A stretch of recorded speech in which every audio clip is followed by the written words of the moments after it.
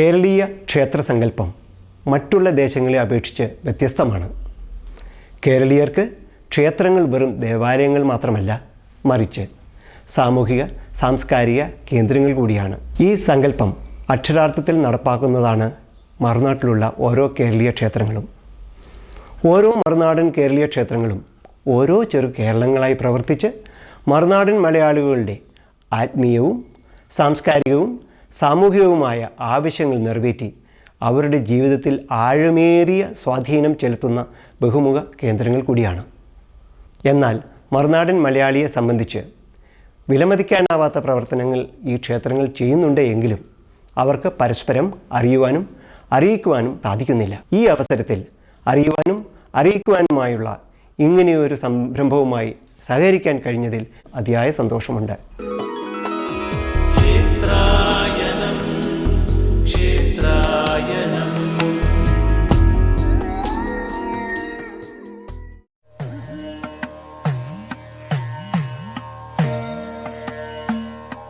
Jalahalli Shri അയ്യപ്പക്ഷേത്രം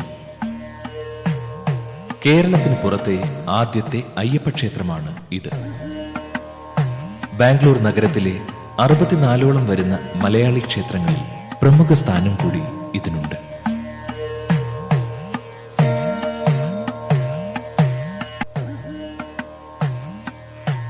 ദിവംഗതനായ Guruswamy KMP നായരാണ് ക്ഷേത്ര നിർമ്മാണത്തിന് ആവശ്യമായ സ്ഥലം ദാനം ചെയ്തത്. സ്വാമിയെ ശരണമയ്യപ്പ.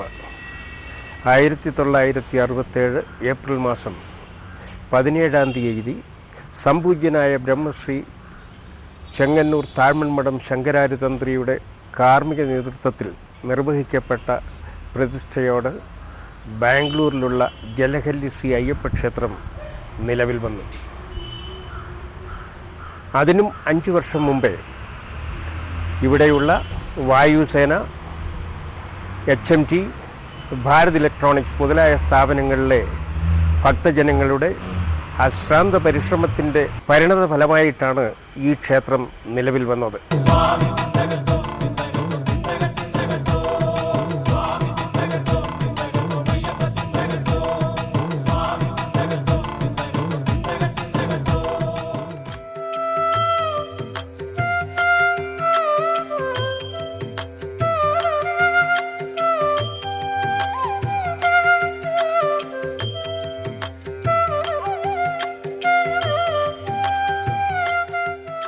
പ്രസിദ്ധ തച്ചുശാസ്ത്ര വിശാരദനായിരുന്ന കാണിപ്പയ്യൂർ ശങ്കരൻ നമ്പൂതിരിപ്പാട് ക്ഷേത്രത്തിന്റെയും വാസ്തുശില്പിയായ ചെറുവള്ളി ശ്രീനാരായണൻ നമ്പൂതിരി കേരളീയ ശില്പകലാ വൈദഗ്ധ്യം പ്രകടമാക്കുന്ന പുതിയ ക്ഷേത്ര സമുച്ചയത്തിന്റെയും ശബരിമലയിലെ പുണ്യവിഗ്രഹം വാർത്തെടുത്ത ചെങ്ങന്നൂർ തട്ടാവിള ശ്രീ നീലകണ്ഠ പണിക്കർ ജലഹള്ളി ശാസ്താവിന്റെ അതിമനോഹരമായ പഞ്ചലോഹ വിഗ്രഹത്തിന്റെയും രൂപകൽപ്പന നിർവഹിച്ചു.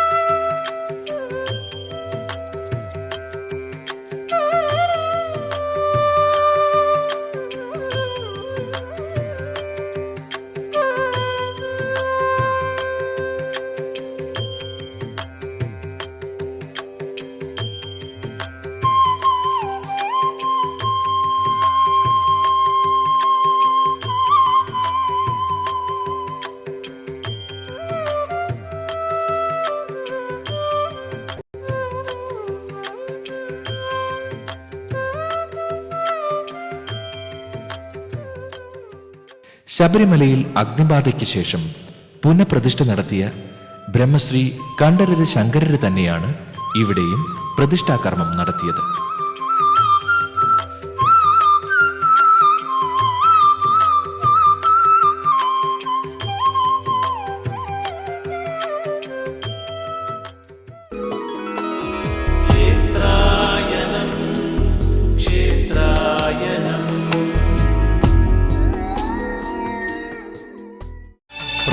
ഗംഭീരം ഹരിഹരാത്മജം പ്രണവമന്ദിരം പ്രശാന്തസുന്ദരം പ്രൗഢഗംഭീരം ഹരിഹരാത്മജം പ്രണവമന്ദിരം പ്രശാന്തസുന്ദരം തേജോമയ തങ്കവിഗ്രഹം എന്നയ്യപ്പ ജലഹല്ലി വാഴും ശ്രീധർമ്മശാസ്താ ശരണം പ്രൗഢഗംഭീരം ഹരിഹരാത്മജം പ്രണവമന്ദിരം പ്രശാന്തസുന്ദരം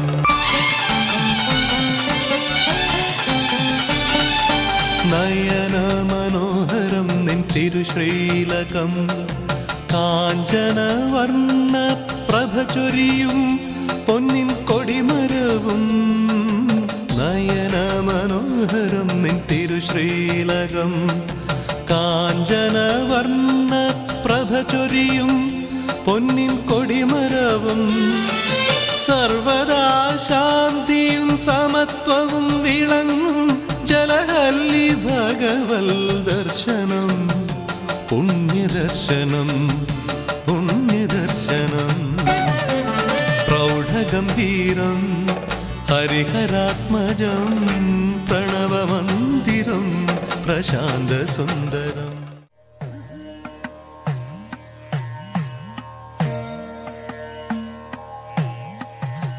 ഗണപതി, ദുർഗ, സുബ്രഹ്മണ്യൻ, നാഗങ്ങൾ, നവഗ്രഹങ്ങൾ എന്നിവയാണ് ഈ ക്ഷേത്രത്തിലെ ഉപദേവതാ പ്രതിഷ്ഠകൾ.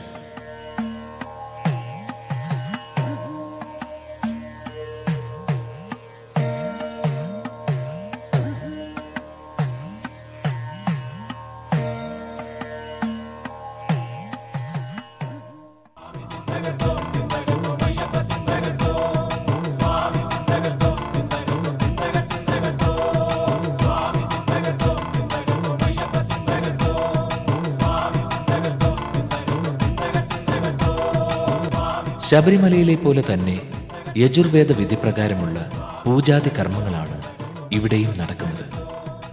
ബ്രഹ്മശ്രീ താഴമൺമഠം നീലകണ്ഠരാണ് ക്ഷേത്രം തന്ത്രി.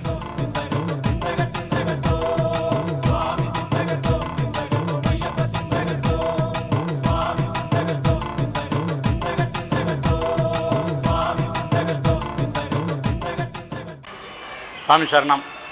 ഈ മഹാക്ഷേത്രത്തിൽ ശബരിമലയിലെ പോലെയുള്ള എല്ലാ പൂജാവിധാനങ്ങളും നടന്നു വരുന്നുണ്ട്. വിശേഷമായിട്ട് 18 പൂജയോടുകൂടിയുള്ള ഉദയാസ്തമന പൂജ നടത്താറുണ്ട്.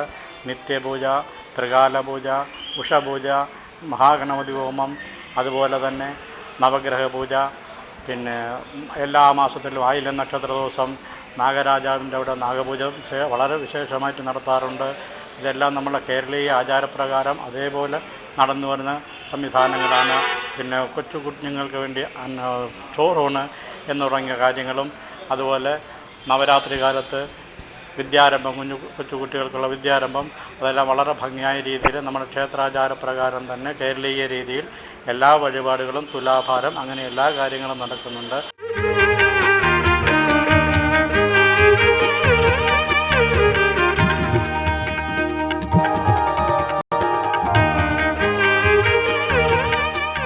വേഷത്തിലും ഭാവത്തിലും ആഹാര രീതിയിലും പൂജാകർമ്മങ്ങളിലുമെല്ലാം മലയാളി തന്നെ. പ്രവാസത്തിലും അവൻ തൻ്റെ തനിമ കാത്തു സൂക്ഷിക്കുന്നു.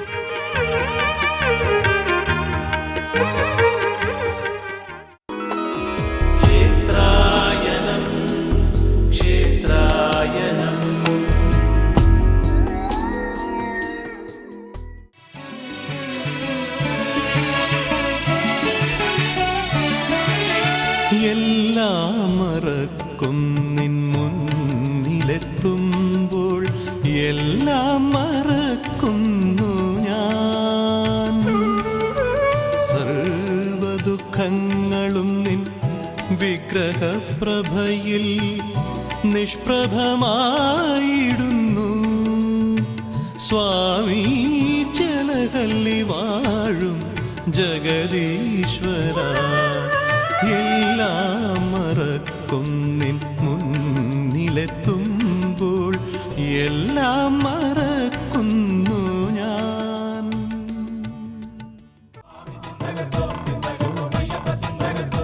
പുണ്യപാപ ചുമടുകളുമായി ശബരിമല കയറാൻ കർണാടകയിൽ നിന്ന് പോകുന്നവർ ഈ ക്ഷേത്രത്തിലെ വിഗ്രഹം ദർശിച്ച് പ്രാർത്ഥിക്കാതെ പോവാറില്ല. ആയിരക്കണക്കിന് അയ്യപ്പ ഭക്തർ ഇവിടെ നിന്നും കെട്ടുനിറച്ചാണ് ശബരിമലയ്ക്ക് പോവാറ്. അങ്ങനെ ശബരിമല നിലകൊള്ളുന്ന സാമൂഹ്യ മൈത്രിയുടെ സന്ദേശം അതിരുകളില്ലാതെ വ്യാപിക്കും.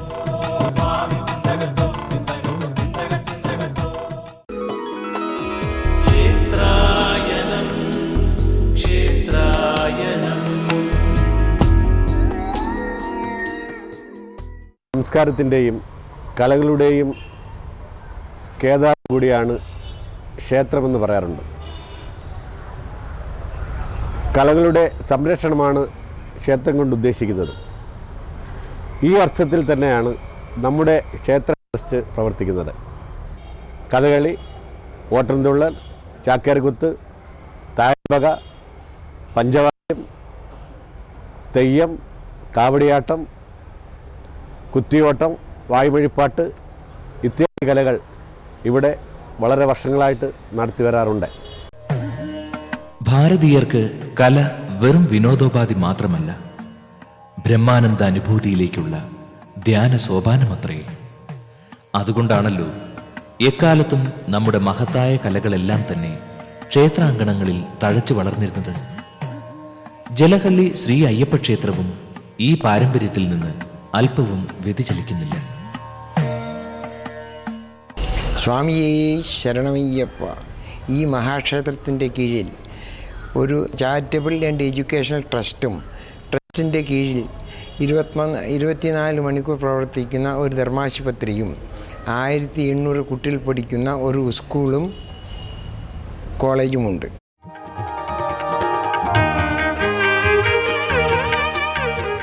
ക്ഷേത്രത്തിന്റെ സാമൂഹ്യ പ്രവർത്തനങ്ങളുടെ ഭാഗമായി ശുദ്ധജല വിതരണം, school, college, hospital, community hall എന്നിവയും പ്രവർത്തിച്ചു വരുന്നു. സുഗമമായ ശബരിമല തീർത്ഥാടനം സാധ്യമാക്കാനുള്ള മറ്റൊരു യജ്ഞത്തിലാണ് ട്രസ്റ്റ്. ബാംഗ്ലൂരിൽ നിന്നുള്ള ഭക്തർക്ക് പമ്പയിൽ ഒരിടത്താവളമാണ് ലക്ഷ്യം. ജലഹള്ളിയിലെ ശ്രീകോവിലിൽ സ്വർണം പൂശാനും ലക്ഷ്യമുണ്ട്.